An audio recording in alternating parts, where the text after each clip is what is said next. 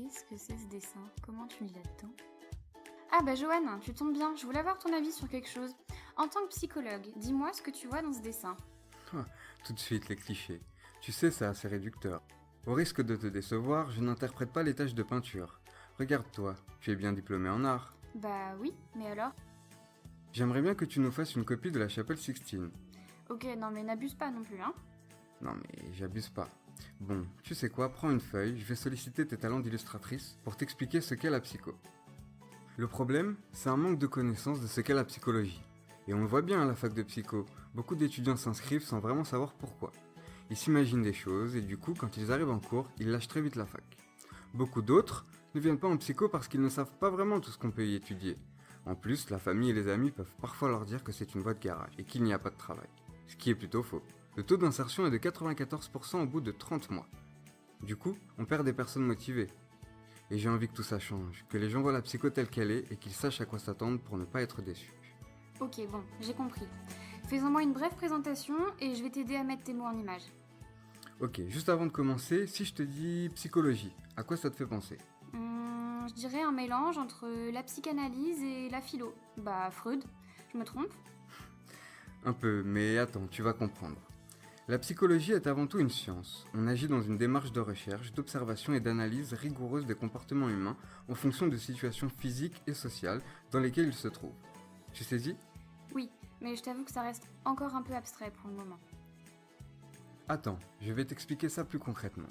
Tout d'abord, il n'existe pas une psychologie mais plusieurs psychologies. On peut compter 5 principales branches. Ah bon? Pourtant, j'ai toujours cru qu'il existait qu'un seul domaine en psycho. Tu sais, celui où t'es dans un cabinet, avec un patient qui est allongé sur un divan, et t'as le psychologue qui lui dit continuez. Oui, je vois. Mais heureusement pour la psychologie, elle ne se résume pas à ça. Si je devais te présenter une première branche, je choisirais la psychologie sociale, puisque c'est ce que je fais, c'est la plus intéressante et de surcroît, c'est la meilleure. Bah oui, évidemment. En psychologie sociale, on va étudier la façon dont un individu vit au cœur d'une société, comment il va évoluer parmi les nombreuses influences qui l'entourent. Par exemple, on peut étudier comment les croyances des gens influencent leur perception du monde, on peut aussi étudier les stéréotypes, les préjugés, le jugement, le racisme ou encore les techniques de communication et de persuasion.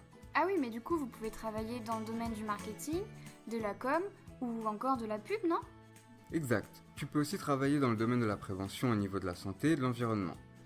La psychologie sociale est une discipline complète qui demande même de connaître un peu comment fonctionne la cognition humaine. La quoi?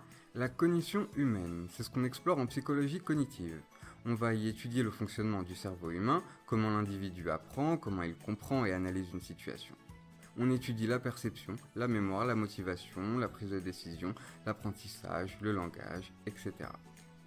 Tu peux me donner un exemple, s'il te plaît? Par exemple, si tu étudies le langage, tu peux travailler sur l'apprentissage des langues étrangères. Ah oui, en fait, c'est vous qui développez certaines interfaces internet, des outils pédagogiques ou encore des plateformes d'e-learning.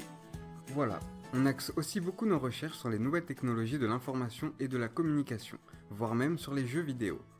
Mais du coup, dans tout ça, pardon, hein, mais vous n'étudiez pas les fous? Enfin, je veux dire, les personnes qui vont en hôpitaux psychiatriques? Alors déjà, on ne parle pas de fou, c'est assez péjoratif comme terme. Je dirais plutôt qu'on peut être amené à travailler avec des personnes en souffrance. Mais ça, c'est le domaine de la psychologie clinique. Ah mais on est d'accord, vous soignez quand même les gens. En fait, oui. En clinique, on va chercher à comprendre et expliquer le fonctionnement psychique humain, ses troubles et ses dysfonctionnements. Par exemple, tu peux étudier les troubles de la personnalité, les névroses, les troubles bipolaires, mais aussi tout simplement la dépression. Tu as différentes approches et on utilise beaucoup d'entretiens et de tests. Mais Freud dans tout ça? Alors justement, Freud fait partie du courant psychanalytique, mais en psychologie clinique, tu as beaucoup d'autres courants, comme les thérapies cognitivo-comportementales ou encore les thérapies systémiques. Par contre, la clinique est une discipline qui demande d'avoir beaucoup de recul, âme sensible s'abstenir. Je comprends mieux maintenant. Il nous reste encore 2 branches à développer. Continue. Bien, je vois que tu suis. Maintenant, on va aborder la psychologie du développement. On étudie ici le développement du comportement et de l'identité humaine, de la naissance à la vieillesse. Tu peux donc tout autant accompagner des enfants, des adultes que des personnes âgées. Tu peux travailler en milieu scolaire, en cabinet, dans des hôpitaux ou au sein d'autres structures plus spécialisées. Ok. Et du coup, il nous reste... La psychologie du travail. On étudie les rapports entre l'individu et son milieu professionnel, Le psychologue va intervenir à différents niveaux, du recrutement à la formation jusqu'à la gestion des carrières. On aborde aussi des thématiques comme le stress et le bien-être au travail. Tu peux également travailler dans le domaine de l'orientation, du conseil en entreprise et de l'ergonomie. Ah oui, effectivement, il y a du boulot. Mais vous apprenez quoi en cours du coup? Alors, il y a beaucoup plus de matières qu'on ne le pense, surtout durant les 3 premières années. Par exemple, on a des cours de statistique, de biologie, de psychologie expérimentale, de sociologie, etc. C'est beaucoup plus varié qu'on ne le croit. De plus, au fil des ans, on se rend compte de l'importance de la place que prend la recherche dans les différentes branches de la psychologie. Elle est le moteur de cette discipline, et c'est pourquoi il est possible de se spécialiser dans un domaine pour faire de la recherche son métier. Et ne va pas t'imaginer des psychologues en blouse blanche avec des lunettes ou autres. Ce sont des personnes comme toi et moi qui vivent dans l'air du temps. Parfois même un peu en avance. Bien, ben je crois qu'on a fait le tour, non? Oui, je pense que c'est assez complet. Ah oui, un dernier quelque chose. Si tu avais des conseils à donner aux futurs étudiants, quels seraient-ils? Si j'avais juste quelques conseils à donner aux futurs étudiants, ce serait de bien se renseigner sur la discipline et les domaines qui leur font envie.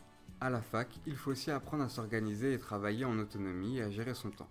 Tu travailles moins pour les notes et plus par passion.